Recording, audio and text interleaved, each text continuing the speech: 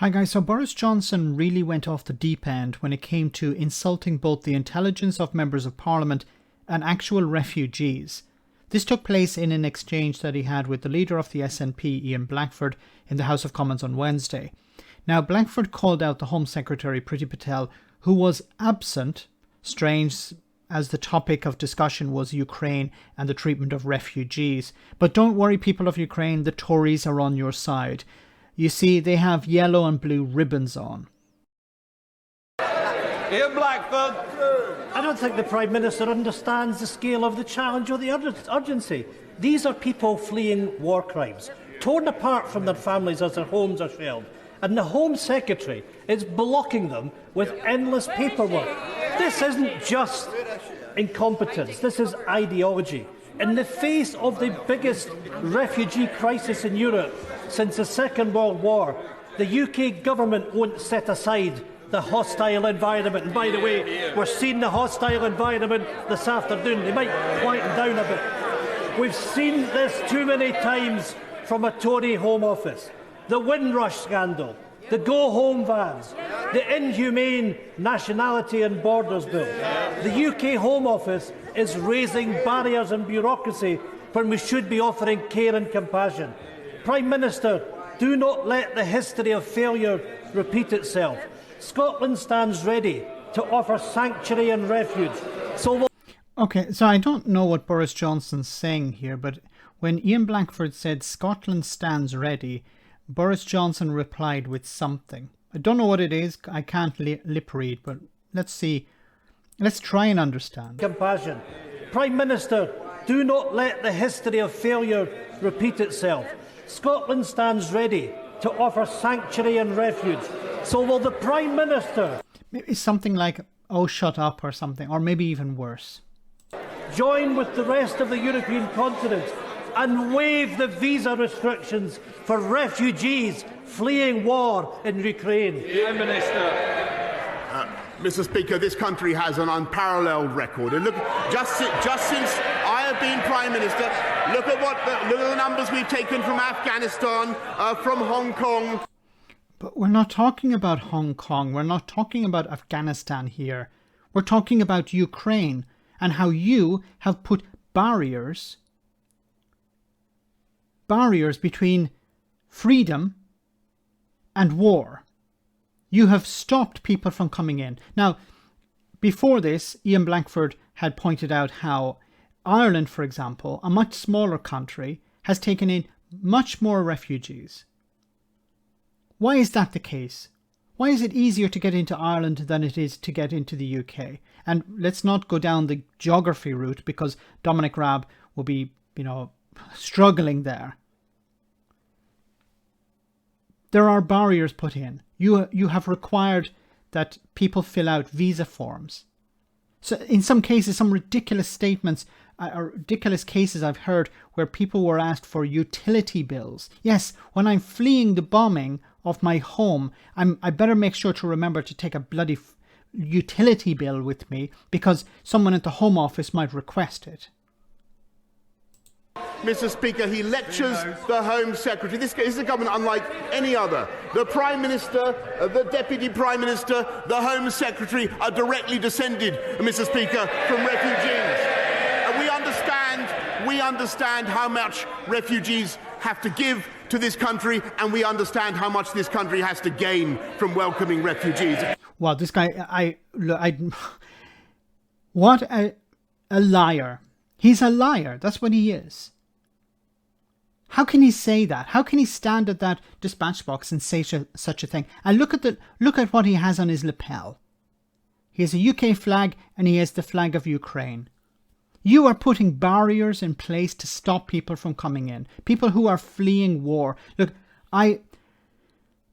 today I heard a heart-wrenching story of a woman. It was on Sky News. There was a woman who lives in the UK. And she's desperate at the moment because her mother is either in northern Ukraine or she's in Poland. And she's disabled. She's in a wheelchair. And she can't get to the UK at the moment. And her daughter is desperate. And what has Priti Patel done? Priti Patel has created more barriers for that woman to get to the UK. And today I was just driving home and I was thinking about this. I was thinking how fortunate I am I have a home, and I know when I arrive there it will still be there. And I was thinking about how there's so many people from Ukraine at the moment and other areas around the world, but we're focusing mainly on Ukraine. People who have lost everything. Just think about it for a moment. Imagine a situation where you're at work, or you've run out of a building and your home has been destroyed. You come back from work and your home is no longer there. You've gone to get some food and you come back and your home has been completely destroyed. And you're being told you need to get out of here because there are more bombs coming. And you arrive in a foreign land, you don't speak the language, you don't know anyone there. And there are people who would like to open the door to you. They would like you to come in, to sleep on a bed, to have a hot meal, to stay, to feel safe for a while. And there is a bully, a number of bullies, a blonde-haired bully, a dark-haired bully standing in the doorway. And they're saying, no, you need to fill out this form first. Oh, you haven't a pen? Well, then you'll have to go back to where you came from. Or you'll have to go to Paris or somewhere like that. Don't lecture the people in the House of Commons, or don't lecture refugees on how much you care. You do not care, Boris Johnson. Priti Patel does not care. I don't think anyone on the front bench cares. I think there are maybe the one or two MPs in the House of Commons on the Tory side that maybe do care, but they're the exception. The front bench do not give a flying F about refugees. While I was making this video, this story was recommended to me. It says here, Home Office confirms new UK visa centre in Lille in France will not accept walk-in applications from Ukrainian refugees. So Boris Johnson talking about how we welcome people, we're open, we want to bring people in. Then why are you making it more difficult? Will not accept walk-in applications. Home Office has been criticised for the lack of visa centres to help hundreds of Ukrainian refugees who may be eligible for the family scheme to get into the UK. So there are hundreds of people who could actually get in, who want to get in. They have family in the UK and they can't because they can't find a centre. But wait, if you think that's insulting, this is the real icing on the cake. It says here, a visa centre set up in northern France to assist Ukrainian refugees will not offer appointments or walk-in access, and its exact location has not been made public. The Home Office has confirmed.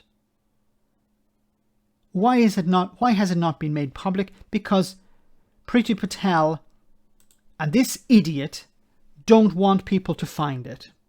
If they can't find it, well then they can't get a visa. If they can't get a visa, well then they're not coming here. That's what this is all about. Stopping people from coming in. Putting barriers in place. And then turning around in the House of Commons, putting on that lapel, putting that thing on your lapel, that flag, putting on the ribbon, listening to the Ukrainian president, pretending to care, pretending that you are concerned, and then putting up barriers in place. Why? Well, because you wanted to keep the racist Brexiteers happy. You know, the Brexiteers came out and voted for you on 2 occasions. Voted for the Conservatives, voted for Boris Johnson. You need to keep those people happy. To hell with refugees, we need to keep the racists happy, because if we don't, well, you know, where are they going to go? Well, they might go to whatever new entity Nigel Farage has pulled out of his behind. I have to be careful what I say about these people because it could come back against me, but they are deeply dishonest because they say one thing and they do the complete and utter opposite. Let me know in the comment section, guys, what you think about all of this. As always, your comments are greatly appreciated. Thanks a lot.